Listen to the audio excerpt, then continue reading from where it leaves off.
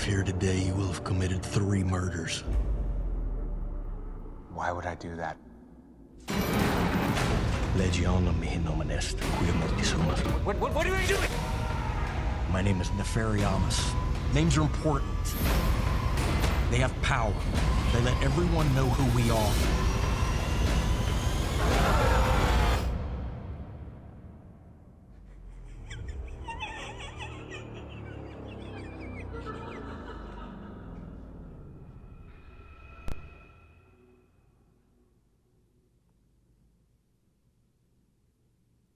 The laugh. The laugh really got me. Just freaking creeped me out, the laugh. Joining me now, my buddy Steve Dace of The Great Steve Dace Show, and he's the one responsible for that movie Nefarious. Steve, I'm a little confused about this, and we've never talked about this offline. How do you go from having this successful career and successful show to being Steven Spielberg or wherever you are now? How does that even happen?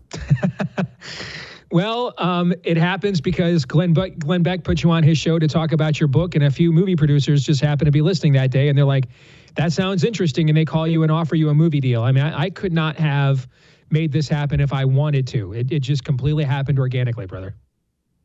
Okay, well, that's freaking cool. I love this country. I love Glenn. All right, well, tell me, how's the response been? I mean, it's your first movie. I assume it's your first movie.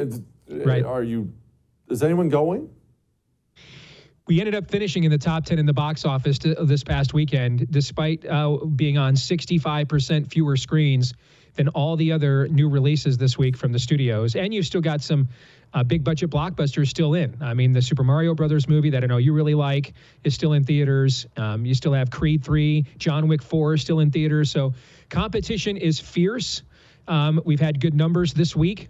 And it's a unique film. I mean, the marketing of the film is, we marketed it as a horror film to try and reach skeptics to come into the theater and let us challenge their worldview. But it's certainly more Silence of the Lambs psychological thriller than anything like The Exorcist. It's not true horror. It's really the screw tape letters come to life. And Sean Patrick Flannery's performance as Nefarious it's beyond next level. I've compared it to Nicholson in The Shining quite frequently. It's that good.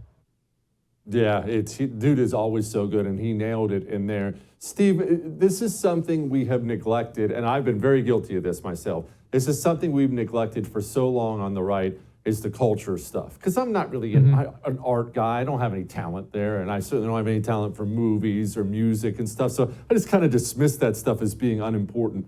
But that stuff's critically important, isn't it? I think it's the last place left in our culture, Jesse, where widespread persuasion can still happen. Everything else, there's no cartilage left in the knee. It's bone on bone.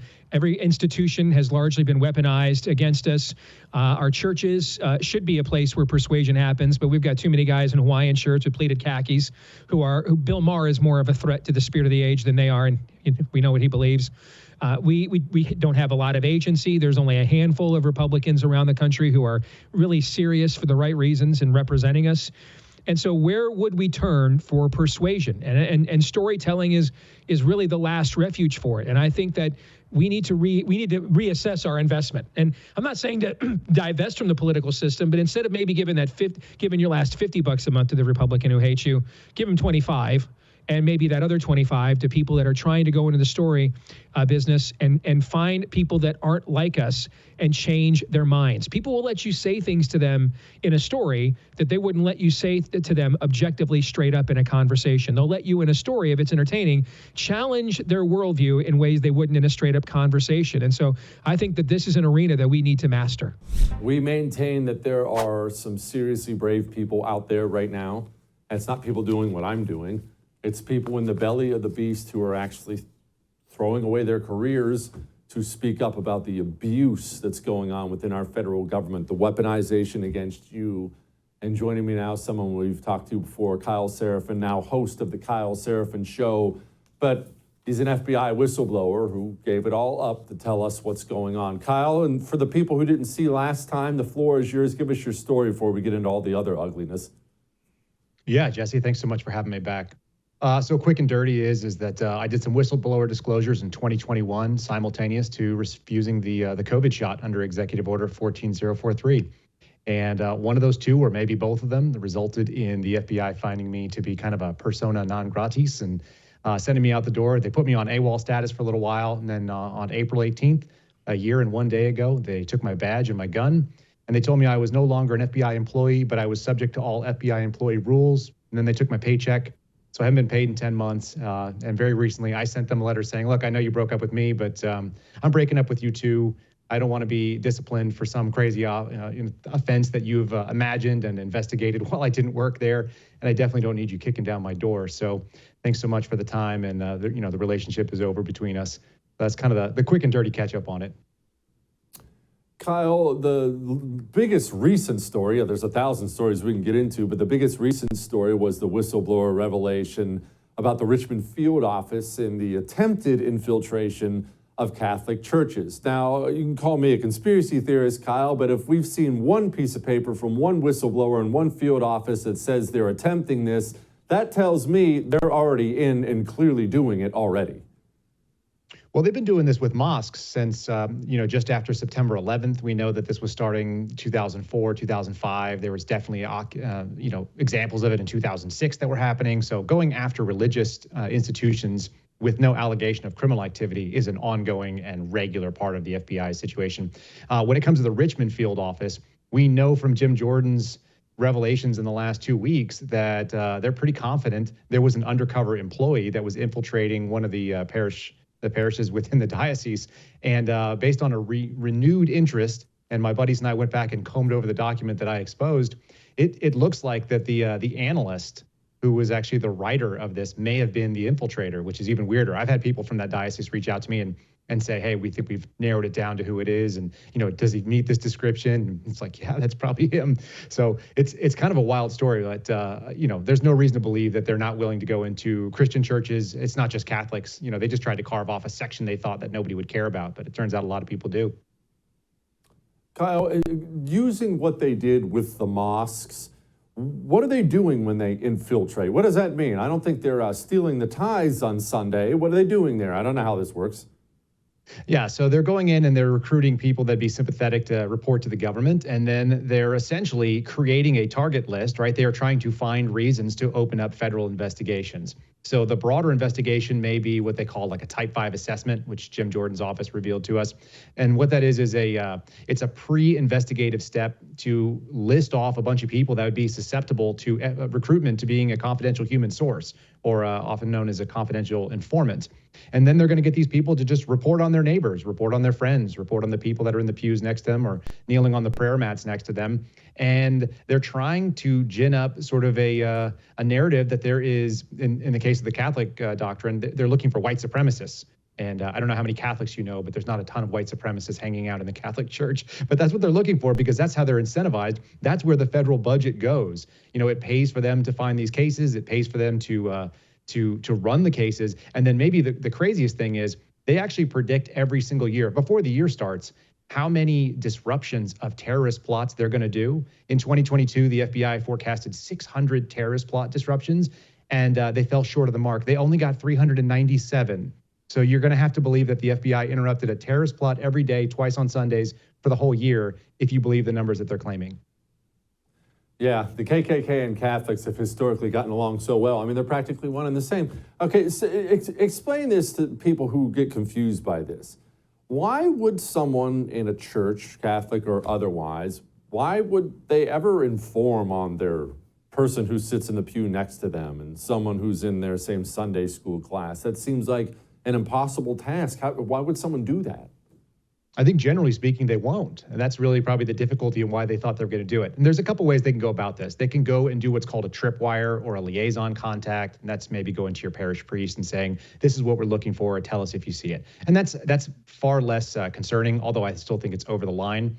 But when we're talking about trying to lean on other people to inform, generally speaking, what they'll do is they'll go to you and they'll say, we want you to report on this. And then what we saw in at least the examples of the mosques, and there was a Supreme Court case that was actually victorious on behalf of a number of Muslim Americans out of California last year. The FBI said, we'd like you to report on your neighbors. And they said, no, thank you. That's inappropriate. And so the Bureau said, it's really a shame that you're not going to be able to fly around this country. And several guys lost jobs because they had jobs that required them to fly around the country and do consultations and things like that. And so they put them on the no-fly list, and they put them through secondary every time they went anywhere, and they got invasive searches. And so, there's kind of a carrot and a stick mentality. It's like, if you don't play ball with us, then we're going to just lean on you really hard. And if you want to get off that no-fly list, you're going to have to go to D.C., sit in the Hoover building, and do a polygraph. This was one of the things that came out of this Muslim Americans case. And like I said, they were victorious in front of the Supreme Court. Golly. All right, there's another case that's out there that's really weird. A Chinese police station? They found one in New York City. Apparently now there are multiple of these all over the country. We have Chinese military-age males pouring across our southern border. One of these guys took a picture with Chuck Schumer. What? What is this? Yeah, I think a police station is a misnomer. These are intelligence outposts. So in 2014, the Chinese launched this sort of operation. It's called Operation Fox Hunt. At least that's what we've called it. They've changed names. It's been called Operation Skynet. And they've claimed that is an anti-corruption sort of probe across the globe, sending Chinese law enforcement and intelligence officers around to grab all these people that are corrupt and have taken money from the Chinese people. And that sounds sort of okay, not really great, but it's less insidious than what's really going on. And what they really do is they target Chinese dissidents all over the world, and particularly in this country as well. And so even in the first 6 months, they claim they grabbed almost 700 people. These are either coerced, threatened, or literally physical renditions. They're throwing a black bag and putting people on a private jet and taking them out of the country, taking them out of places like Western Europe, taking them out of Africa, and then taking them out of the United States as well. And they're taking them back to face Chinese justice, whatever that looks like, which I don't feel very confident about. And then I guess the worst case scenario is if they don't play ball, then they threaten family members who are back in China. One of the things that we've noticed is that, when I worked in the Bureau, I did 2 years of Chinese counterintelligence. So we had Uyghurs who are, historically threatened by the Chinese government, and they're put in labor camps and all this kind of thing. They'd come to the United States, they would leave everything, and then they'd get a phone call with a family member on the line and some member of the Chinese Communist Party and the intel apparatus who would be threatening their family member over the phone to them right then, letting them know if you don't come home, something terrible is going to happen to your mom, your dad, your sister, your brother, whatever. That's friggin' terrible. Kyle, thank you, my brother. Wish you all the success in the world. Yeah, I don't have a lot of faith that the Chinese justice system is going to treat those people very fairly, kind of like our justice system.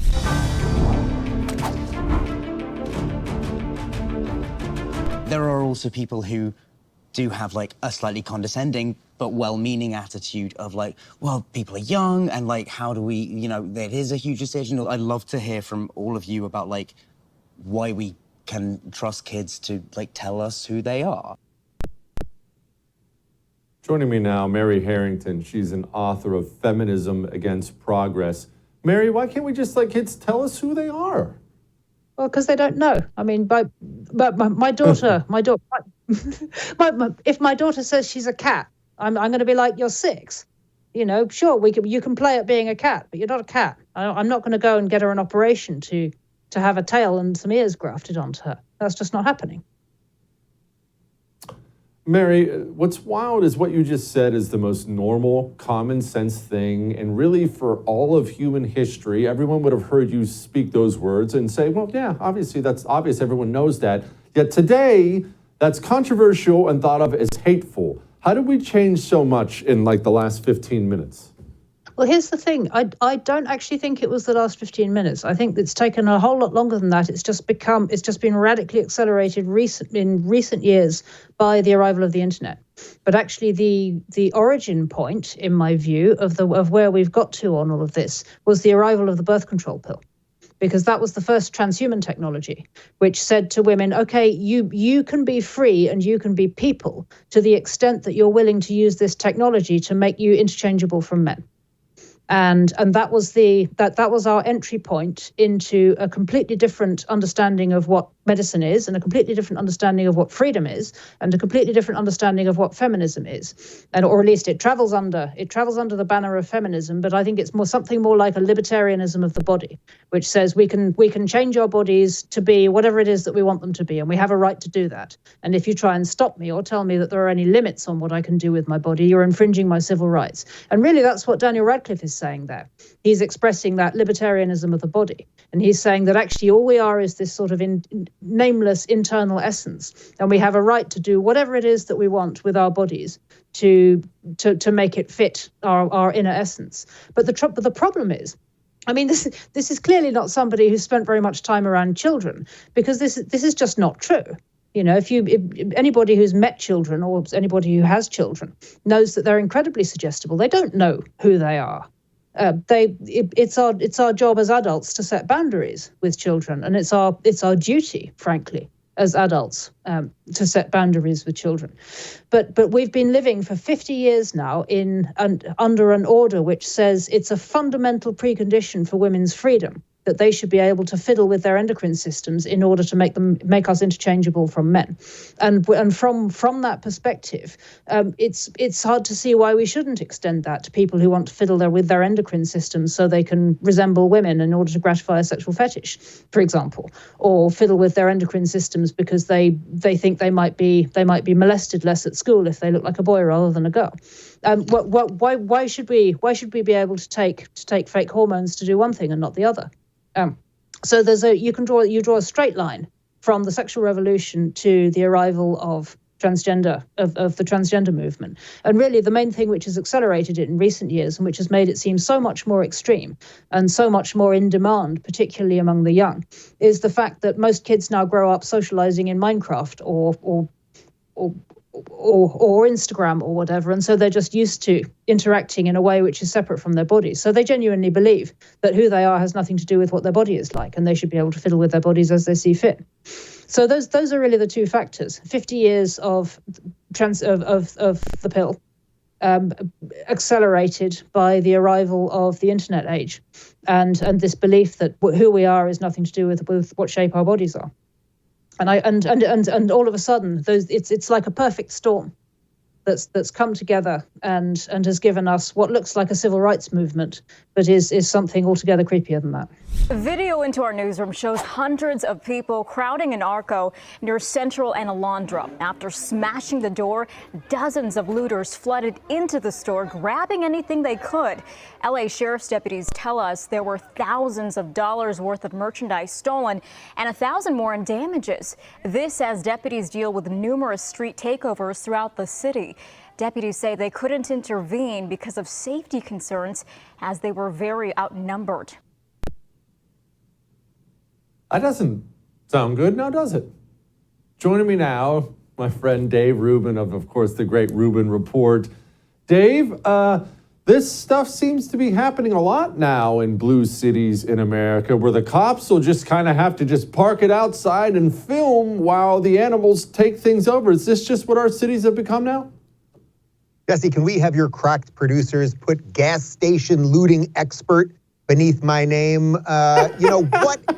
What in God's name are these children? And that's what they are. What are they doing attacking a gas station? I mean, at least in the old days, they would, loot a Target. You can get a big screen TV. You could get a basketball and a golf club and an outdoor chair. What are they? They're going for sugar-free Red Bull, and you saw the one kid who was grabbing all the condoms as if he's going to have any use for them. I mean, what in God's name is going on here just sort of culturally? There's the condom kid. He's going to be grabbing them. Watch this guy. Look at this guy. Look at this. I'm going to take all those condoms. I'm going to sell them on the black market. It's completely ridiculous. But look, the truth is, joking aside, I mean, this is just not going to stop in blue cities, period. Los Angeles decided to go from one bad DA to another. They decided to go from one progressive mayor to another. And nobody will stand up for law and order there. And as you know, we're going through this mass migration in the United States where the good law-abiding citizens are just saying, hey, enough's enough. And the other part of this, of course, is that, a lot of these gas stations, even though they have big names attached to them, whatever it is, Shell, et cetera, they're licensed and owned by usually immigrants or first-generation people in America, just the average guy who's not some rich gazillionaire. And at some point, they're not going to want to run these stores anymore. And then where are we going to be? Well, one, I'm a little bit offended, and it's impossible to offend me, Dave, with your besmirchment of the gas station. The gas station is one of the great places in this country. If I'm on the way home tonight and I want a Hot Pocket, maybe some lottery tickets, maybe I want to go buy a pack of cigarettes with beer, a little donut on the side. I get all these things and antifreeze at a gas station. I will not stand gas station besmirchment on this show, Dave. Wow, All right, Jesse, out of all of that, you forgot the 7-month-old hot dog, the one hot dog that's slowly going on the thing. How'd you forget that of all of them, you know? That's true. Oh, There's always man, it's one. true. All right, quit. There's always one. There's always one, and you're right. They never change it. It's just there forever. No. All right, back to what you were saying. So this is my problem, Dave, and I don't fully understand this. Maybe you don't either, but why the endless cycle? Like you just mentioned, they keep bouncing out these nutball communists who are going to turn open the jails, but then they turn around and welcome in a new one the next day. If that was happening to my neighborhood, rich, poor, middle class, I would want a change of some kind, even if I'm not political, right? If I'm not a Republican, Democrat, whatever, I would say, well, whatever we did before, let's not do that again. And I would change my behavior, but it doesn't change. Why? No, you know, one of the disappointing things about the left over the last, say 7, 8, 9 years is that they have consistently doubled down on every bad policy. Show me one big government policy that works. Show me one tax increase that did anything to help the people it purported to help.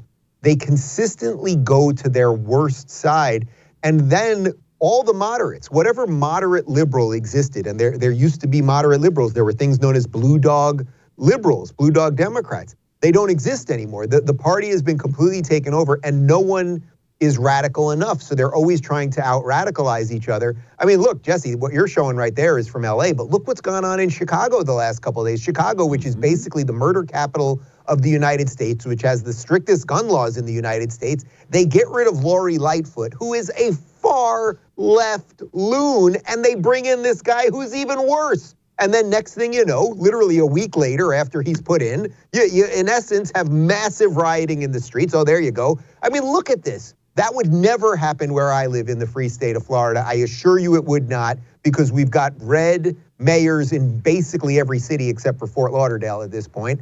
And we're a law and order state, and people just have to decide what part of the country they want to live in.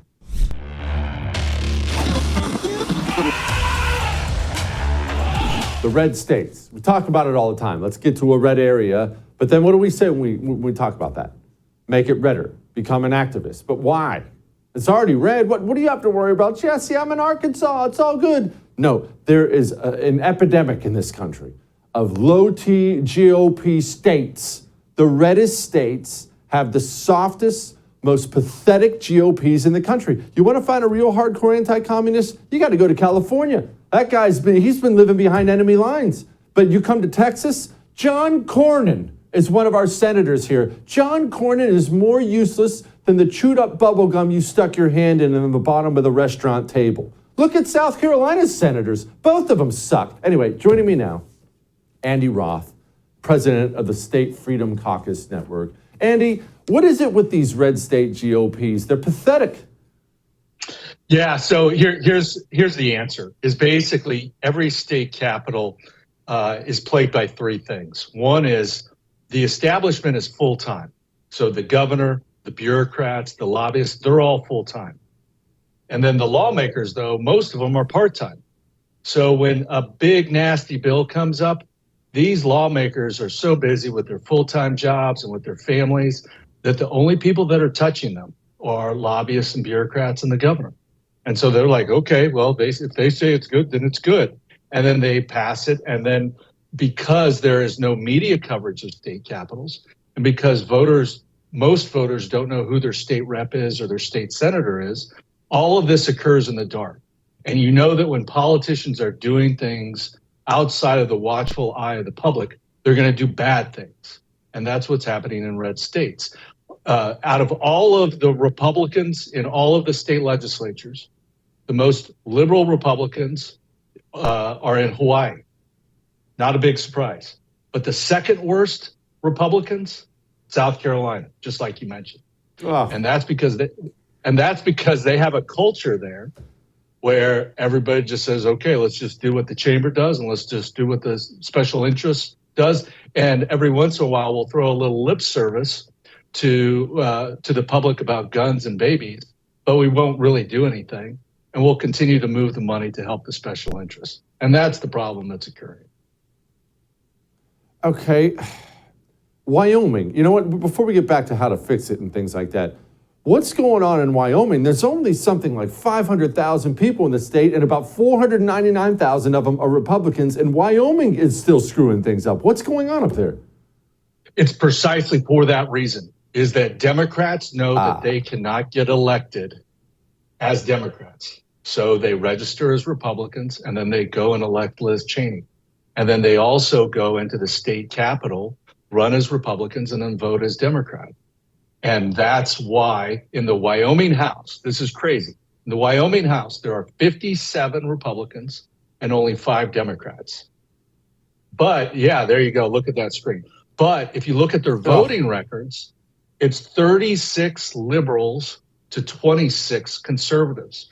And that is why Wyoming cannot pass a ban on transgender surgeries. That's why they cannot pass get rid of porn in schools, and that's why they can't get rid of school choice or enact school choice. It's because Democrats run the show there. Is this something we should be doing? Should Republicans be running as Democrats in New York and California? No, I think the main thing that people need to do is find out who their state rep is, find out who their state senator is. If their state is lucky enough to have a Freedom Caucus, then they need to find out who is a Freedom Caucus member and find out who isn't, and then ask those that aren't in the Freedom Caucus why, and they'll give you all sorts of crazy answers, but the true answer is that because they don't believe in freedom. If you live in a state that doesn't have a Freedom Caucus, find the most conservative members and get them to organize and get them to contact us so that maybe we can help them set up a Freedom Caucus. Now, I will tell you that we did tweak the name of our Equity and Inclusion Committee just because we just didn't want to make a target of it. And we felt for the people that were a part of that membership. And so we renamed it, but that's the work we do is still. Do you have an equity department or anything like that? So honestly, we had, what we decided to do is not call attention to it. Because when you call attention to it, then questions are asked. And I really believe that you can do more good under the radar. What else do you have to relabel or non-label like that? I think really CRT, social emotional learning are the 2 biggies. That we just have to avoid the words, the labels. We can still do the content, just no label. Yep. I get people that say, I don't like that you read a book to my child and the child was transgender in the book and, I should have been asked permission for that. I'm like, no, we don't call and ask permission if we can read a nice piece of literature that shows inclusive practices to families. So we have all gender bathrooms, for kids, even the elementary level. Like I said, sometimes I get parents that aren't thrilled with some of the decisions we make, but that's what we believe in, or we are really about equity for all kids. Man, those blue areas, that had to be, that must have been New York City, I bet, or maybe San Francisco, I bet it was. Let's ask Casey about it. Joining me now, Casey Hendrickson, radio host on the great 95.3 MNC. Casey, which part of California was that? Yeah, tell me about it. Red State, Indiana, right? This is the thing. This is everywhere. We need people to understand that, Jesse. This is everywhere in the country. And yes, they start off in those blue urban areas, but then they start to expand out into the suburbs, and then they find the elite school districts, and then they weasel their way into the elite school districts in there. 2 of those school districts that were in that video are in my listening audience. And we have been talking about this for years. And the weird thing about this is that there's actually really 1 or 2 school districts in the area that these all seem to permeate from. It's almost like the Belichick coaching branch in the NFL. Belichick had all of these coaches. Now they're all head coaches around the league. It's pretty much the same thing. So Penn Harris Madison starts teaching critical race theory. They, of course, deny it. We have the lesson plans that are directly from the CRT handbook. They then deny it. Teachers then admit, yeah, we're totally teaching critical race theory in the classroom. Here's my senior thesis at IUSB on how to do that without the parents knowing about it. IUSB deletes that thesis so nobody can read it anymore. And then they go to these other school districts and they take over those school districts. They become principals, they become superintendents, assistant superintendents. And this is how this all spreads. You know, it's funny because that came out and we were obviously pushing it out there in the audience because there's 2 of those districts that are in our listening audience. And you still get people after watching the video going, nah, they issued a statement saying they don't teach critical race theory. So it's totally not happening. It's a myth. It's a conspiracy theory. And I'm like, it's right there. You know, the school district that admits to you that they manufacture it, they manipulate the data, and they lie to you about it. Now they just lied to you again. You fell for it again. Casey, what is being done? What can we do? Is something being done? I'd like Indiana to stay nice and red. Yeah, well, and here's the thing. The Indiana Republican Party isn't red, okay? Our party here in St. Joseph County and in Elkhart County, very red. But the Indiana Republican Party is very purple. And here's the thing. I blame the Republican governors, including former Vice President Mike Pence, for most of this. If you go back multiple gubernatorial administrations, who did they put in as the chief executive for Indiana schools? Some teachers union, favored leftist person who pushed out these indoctrinating policies. That's what's happened. The Republican Party in Indiana needs to learn that they're not going to be able to go along and get along with crazy people in the teachers union because it's not going to buy you any favors and it's hurting our kids. So they're being slipped into the classroom via curriculum. It's obviously not branded as CRT. That's their big plausible deniability, right? It's not CRT. We don't teach CRT. That's a college course. What they do is they take the CRT handbooks and they pluck lessons from those handbooks out and they find their way into the classroom in elementary school, middle school, high school. And it's just a lesson from CRT, right? They start very, very young. Social emotional learning is another one where they take tenets of CRT and they put it in social and emotional learning. DEI, which is, faculty training, it's in there. I got a call 2 years ago, and this was in the middle of the summer, right before the school season started. And I had an executive, I won't say who they were or their position because we don't want reprisals here. They called me up and they said, we were at orientation for this entire school district, and the orientation for the whole school district is critical race theory and how to implement it in the classroom. But of course, you got to be hush-hush about it. There was almost a mass exodus of principals in that school district upping and quitting at that orientation. They called me up and they said, we huddled together and we said, we can't leave because if we leave, they'll replace us with people who believe in this. They'll put them in those schools. They'll put those people in those classrooms, and then your kids have no buffer. I do want parents to know this too, Jesse, that there are a lot of faculty members at these schools who are on your side. They're fighting against this in every way that they possibly can without losing their jobs, and they have to keep this kind of on the quiet, but they are doing it. You have more friends than you realize. What are parents supposed to do, Casey? I got kids, man. I got sons, and I would like them to not come home one day with a bunch of rings in their face and tell me they're women. What are parents supposed to do? Yeah, this is the issue, right? And I think that this is where COVID was a blessing because people like you and me who are in this business, who've been talking about problems in schools for a long time. Yeah, sometimes you had some examples where it really highlighted that. Other times we were looked upon as being crazy, insane people. But then what happened during COVID is parents saw what they were being taught. They had no excuse anymore to not know what was happening in the classroom. And as more of those parents were starting to realize what the reading material was, what the lesson plans were, how terrible the modern iteration of math is, they decided that no, enough is enough. And so they started running for school board. So that's honestly, that's what has to happen. And parents they got to put their kids ahead of themselves. They got to put their kids ahead of, just going along to get along in the community.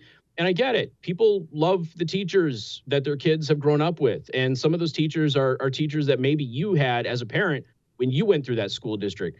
But there comes a point in time where you have to say, is that more important than making sure that my kid is getting a proper education and not being indoctrinated and turning the classroom into a politicized, institution, really? Any classroom that has a BLM flag or a rainbow flag in it or anything like that, that teacher is automatically unqualified to be around kids as far as I'm concerned.